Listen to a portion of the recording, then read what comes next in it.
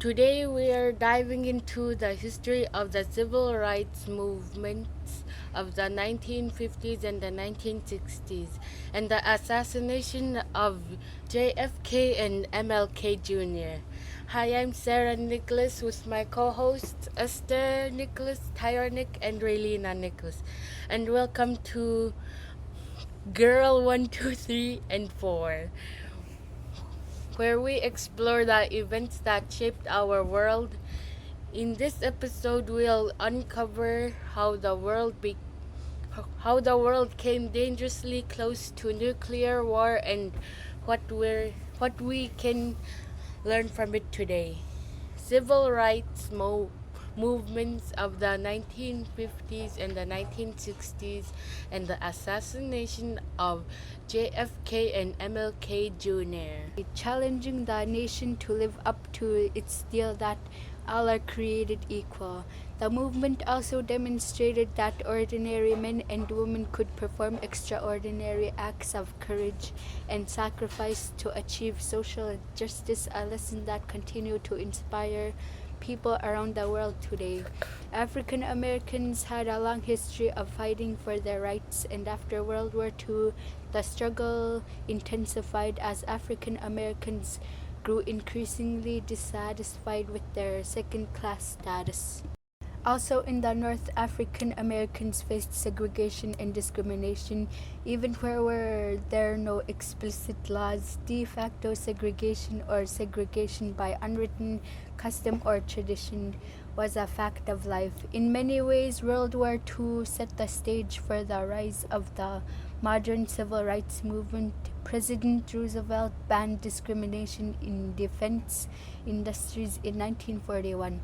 In June 1941, President Roosevelt issued Exclusive Orders 8802 banning discrimination employment practices by the federal agencies and all unions and companies engaged in war-related work. The orders also established the Fair Employment Progress Commission to enforce the new policies. African Americans continued to face discrimination after and felt that racial equality was long overdue. However, racial violence erupted in South, sometimes against African American veterans who were just trying to register to vote. In the wake of violence, President Truman appointed a committee on civil rights to investigate race relations to the committee recommended a number of measures to ensure equal opportunity for all the Americans, including anti-lynching law and federal protection of voting rights. Although the civil rights movement had some gains in the 1940s, it all stalled in the early 1950s. One of the greatest disappointments was the NAACP's failure after decades of lobbying Congress to make lynching of African Americans a federal crime. In February 1964, black college students sat down at a segregated Woolworth's lunch counter in Greensboro, North Carolina, and asked to be served. They refused to leave their set in after being denied service. Within days, more than 50 students had volunteered to continue the sit-in, and within weeks the movement had spread to other college campuses. Sit-ins and other protests swept across the South in early 1960, touching more than 65 cities in 12 states. Roughly 50,000 young people joined to protest that year. After the Brown decision, many black youth expected that their schools would integrate quickly and that other racial reforms would follow. Change was not quick to come. However, disappointed by the lack of progression, young African Americans began to challenge segregation with new vigor and determination to put on Congress to pass the new Civil Rights Bill and to improve economic opportunities for blacks. Supporters made in Washington, D.C., the event brought together the major political organizations promoting civil rights, including the NAACP, SCLC, and SNCC, as well as labor unions and religious groups. The March on Washington took place on August 28, 1963. Organizers had hoped for 100,000 demonstrators. More than double that number showed up. They were a diverse group, young and old, and from many different classes and religious backgrounds. More than a quarter of the marchers were white. Yet at that time, more than half of all whites disapproved of the march. Before the march, there had been some concern about maintaining order at such a huge demonstration, yet despite the massive numbers, the day was peaceful and even festive. Famous celebrities and entertainers were on hand to perform for the crowd. These actions directly led to the most significant civil rights law in American history. Many celebrated the passage of the Voting Rights Act of 1965. Yet for some African Americans, things haven't changed much. In many urban areas, there was anger and frustration over systematic poverty, segregation, inadequate schools, lack of economic opportunities, and police brutality. That anger exploded into violence in several cities less than a week after Johnson signed the Voting Rights Act. One of the worst race riots in American history erupted in the predominantly African American neighborhood of Watts in Los Angeles. Violence, looting, and arson spread for several days before National Guard troops restored order. What was one of the race riots that erupted in the 1960s? The worst violence occurred in Newark, New Jersey, and Detroit, Michigan. In the summer of 1967, in Detroit, 43 people died in property damage reached $50 million. The outburst frightened many Americans. The investigation of the race riots to determine the cause of the riots, President Johnson established a national advisory commission on civil disorders known as the Kerner Commission. The new civil rights group, the racial rioting of the mid-1960s, coincided with the radicalizing of many African Americans, particularly young urban African Americans.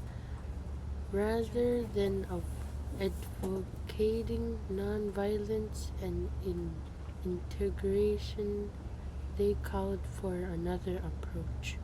The civil rights movement of the 1950s and the 1960s succeeded in eliminating illegal or de jure segregation, on knocking down some barriers to African American voting, and participation in the political process. During the same period, African American poverty rate fell and the median income of African American men and women rose rapidly, as did the number of African Americans who graduated from high school.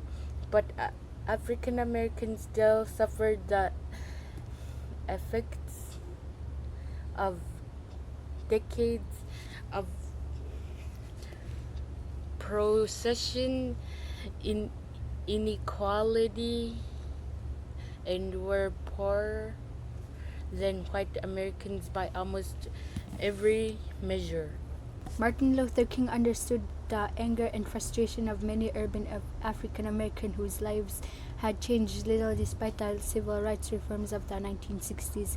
However, he disagrees with the call for black power and sought a nonviolent alternative to combat economic injustice. After spending about a year in Chicago slums to protest conditions there, King made plans for a massive Poor People campaign. The campaign's goal was to broaden civil rights goals to address economic inequality in Americans. As part of this effort, King journeyed to Memphis, Tennessee in early April 1968. There, he offered his assistance to sanitation workers who were striving for better wages and working conditions. King's assassination marked the important turning point. His effort had increased minority participation in the political process and encouraged racial integration. Go. John F. Kennedy was born on May 29, 1917. JFK was growing on the streets in Brookline, Massachusetts. Anti-Catholic prejudice was still very much in mainstream of American life when JFK decided to seek the presidency in 1960. Only one Catholic governor, Alfred E. Smith, of New York, had been the presidential nominee of one of the major parties. In September, a group of 150 Protestant ministers met in Washington and declared that Kennedy received an invitation to an address the Greater Houston Ministerial Association. Kennedy's candid and eloquent performance in Houston won nearly universal praise from the press and film. His talk was used extensively by the JFK campaign. In addition, more than 500,000 copies of his remarks were distributed to clergy around the nation. The religious issues never surfaced again in a way which demanded the candidate's full attention, but continued to bubble just beneath the surface in Election Day. Vice President Richard Nixon and Republican nominee accused the Kennedy's campaign of using Houston film in predominantly Catholic urban areas to stimulate voter turnout. When John F. Kennedy became president in 1961, African Americans faced significant discrimination in the United States. Throughout much of the South, they were denied the right of vote, barred from public facilities, subjected to violence, including lynching, and could not expect justice from courts. In the North, Black Americans also faced discrimination in housing, employment, education, and any other areas. Kennedy's narrow election victory and small working margin in Congress contributed to his cautious navigation of civil rights issues. He was reluctant to lose Southern support for legislation on many fronts by pushing too hard on civil rights legislation. JFK also employed the very effective personal diplomacy, inviting more than 2 dozen African leaders to the White House during his brief presidency. In each case, Kennedy made clear he was committed to African nationalism and independence. He repeatedly surprised many of his African visitors by declaring that he understood their professed need to remain neutral in the Cold War. He also expressed the hope that the United States would eventually win them over by example rather than by words alone. President Kennedy recognized in the ever-present context of Cold War politics that Africa was on the cusp of a historic revolution. If the U.S.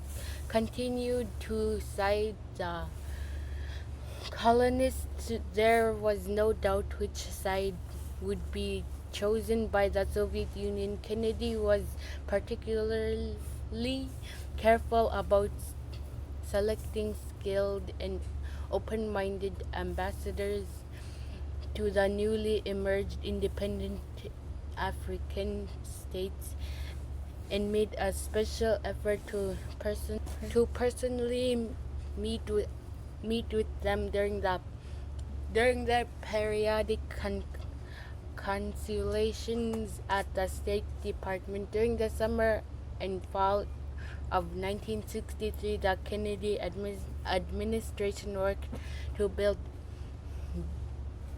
bipartisan support for legislation. In late fall, a comprehensive civil rights bill cleared several hurdles in Congress and won the endorsement of House and Senate Republican leaders. It was not passed, however, before November 22, 1963, when President Kennedy was assassinated. The bill was left in hands of Lyndon B. Johnson. Before becoming Vice President, Johnson had served more than 2 decades in Congress as a congressman and Senate from Texas. He used his substantive political acumen, the assistance of Robert Kennedy, Justice Department, and the outpouring of emotion after President Kennedy's assassination to generate passage of Civil Rights Act. JFK's assassination was on November 22, 1963. At approximately 12:30 p.m. local time, President John F. Kennedy was shot in Dallas, Texas, while riding in a motorcycle with his wife, Jacqueline Kennedy. Kennedy was struck by 2 shots, apparently fired from an open window on the 6th floor of the Texas School Books Depository. He was rushed to nearby Parkland Memorial Hospital, where he was pronounced dead at 1 p.m. His accused killer, Lee Harvey Oswald, was arrested at 1:50 p.m. after the assassination. Oswald returned home to retrieve a pistol he shot and killed lone Dallas policeman J.D. Tippit shortly afterwards. After 70 minutes after Kennedy and Conley were shot, Oswald was apprehended by the Dallas Police Department and charged under Texas state law with the murders of Kennedy and Tippit. 2 days later, at 11:21 a.m. on November 24, 1963, as live television cameras covered Oswald's being moved through the basement of Dallas Police Headquarters, he was fatally shot by Dallas nightclub operator Jack Ruby. Like Kennedy, Oswald was taken to Parkland Memorial Hospital, where he soon died.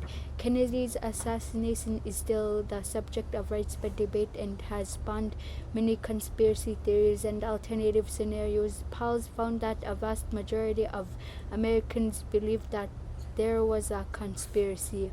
The assassinations left a profound impact and was the first of 4 major assassinations during the 1960s in the United States, coming 2 years before the assassination of Malcolm X in 1965, 5 years before the assassinations of Martin Luther King Jr. and Kennedy's brother Robert in 1968. Kennedy was the fourth U.S. president to be assassinated and is the most recent to have died in office. MLK Jr. was born in Atlanta. He graduated from Morehouse Challenge in Atlanta, taking on the role of president of the New Southern Christian Leaders Conference. Seeing on the cover of Time magazine, he delivers the First Nation speech titled "Gave Us a Ballot." In 1959, he visited India to study nonviolence tactics and met Ghani's family. Later that year, President Eisenhower signed the Civil Rights Act of 1960, covering voters' registration. In 1961, negotiation for freedom riders segregation in interstate travel was formally banned. He makes his only visit to Seattle, speaking to Mt. Zion and leading a march with the community on Danny Way close to the Seattle Central Campus. During 1963, he wrote his letter from Birmingham jail, meeting with President John F. Kennedy, delivered the "I Have a Dream" speech that Lincoln in Memorial to 250,000 people, and he marched in Washington. Martin Luther King Jr. was named Time magazine on Man of the Year in 1964. Also, the Civil Rights Act of 1964 signed into law, and then he received the Nobel Peace Prize. In April 1964, Martin Luther King Jr. was shot dead while standing on the balcony outside of his second-floor room at the Lorraine Motel in Memphis, Tennessee. The news of King's assassination had a major outbreak of racial violence, resulting in 40 deaths nationwide and a lot of property that was damaged in 100 American cities. After confessing to the crime, 40-year-old James Earl Ray, a former fugitive, was given a 99-year jail sentence. I'd like somebody to mention that day that Martin Luther King Jr. tried to give his life serving others, King said on a tape recording played after his funeral, describing his wishes for his legacy to be remembered. MLK celebrated the passing of the 1965 Voting Rights Act signed into law by President Lyndon B. Johnson. Then MLK marched from Selma to Montgomery, and then he got arrested. The next year, MLK Jr. led the demonstrations in Chicago, and then he led the March Against Fear, the Memphis to Johnson. Then Thurgood Marshall appointed the first black on the U.S. Supreme Court.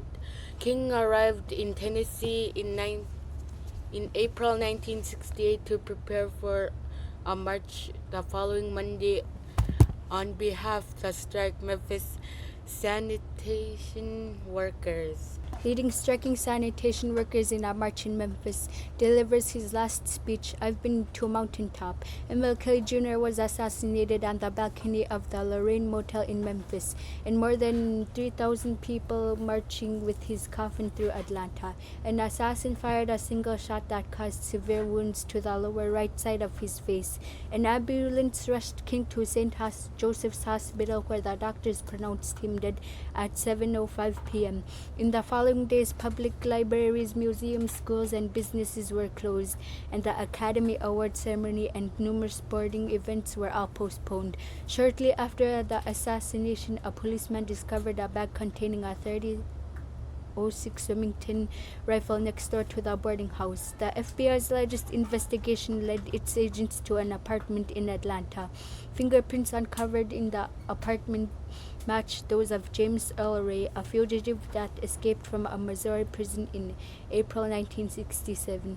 Ray's designation as a suspect caused an international manhunt. On July 19, 1968, Ray was released from Britain to the United States to face trial. In March 1969, Tennessee prosecutors entered into the plea bargain and agreed to not seek the death penalty when Ray pleaded guilty to murder charges. The